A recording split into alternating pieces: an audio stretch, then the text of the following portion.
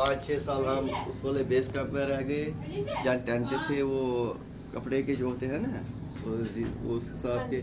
उसके बाद वहाँ रूम मिला हमें एक टेम्परेरी, आ जाएगा वहाँ तक। हो जाएगा। वहाँ रूम मिल गया।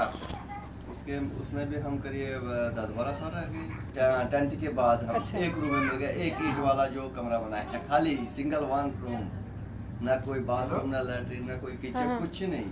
एक्स्ट्रा उसको जोड़ना पड़ा, किचन तो जरूरी था। हाँ। जैसे कि इतना 12 बाई 14 था कमरा। कश्मीर से जब आए थे तो कैसे डिसाइड किया कि हमें और ऐसा क्यों लग रहा था लेकिन? कि जैसे हालात है कि 15 दिन या महीने के लिए हम एज अ टूर जाते हैं ना कोई पिकनिक पर। हाँ जी, हाँ जी। कोई जरूरी सामान क्या उठाते हैं, अपने कपड़े 2-4 उठाते हैं, उस हिसाब से हम निकले थे। अच्छा। जैसे किसी जगह 10-15 दिन में महीना लग जाएगा, उसके बाद वापस आएंगे। हाँ हाँ। बस वैसे ही सोचो, उस हिसाब से निकले थे घर से। कोई भी कश्मीरी आजकल सर्दियों में आता है गर्मी बिताने के लिए यहाँ पर, अच्छा। महीने 2-3 महीने।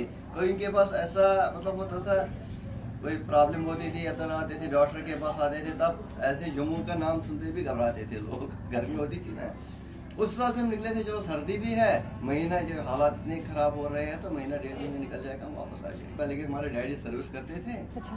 वो RTC में सर्विस कर रहे थे। वो बताते थे कोई बात नहीं, आप पहुंच जाओ, उसके बाद हम सुई भी लाएंगे वापस। लेकिन उनके वो कहने ही रह गया।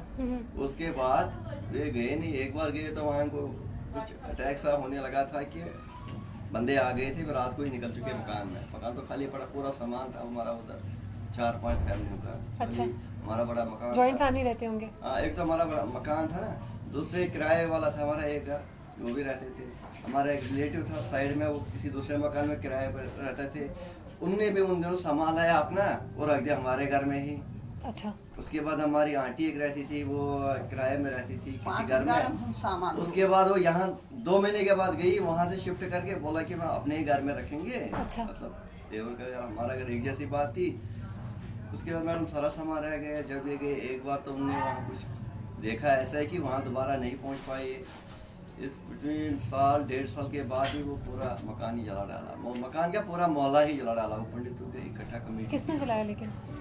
वो तो नहीं बता सकते। तो उन दिन तो हवा ऐसा था कि उग्रवादी और कुछ चला सकता था।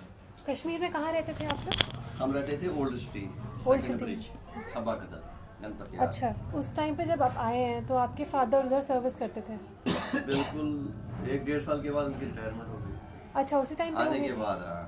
फिर उसके बाद घर में ये कौन बस काम करता था? ऐसे फिर इनको थोड़ा प्रॉब्लम थी, इनको प्रेशर का और शुगर, वो टांगों में दर्द था, सिर में प्रॉब्लम का इलाज चल रहा है। 2-4 किस्म की दवाइयाँ खा रहे हैं। सोर्स तो हमारे पास ऐसा कुछ नहीं था। इनके पास वो पेंशन था, बाकी हम कुछ प्राइवेट काम कर रहे हैं। हमारे बड़े भाई है वो जब आप private- टेंट में थे तब? हाँ, अच्छा। उन दिनों की बात है।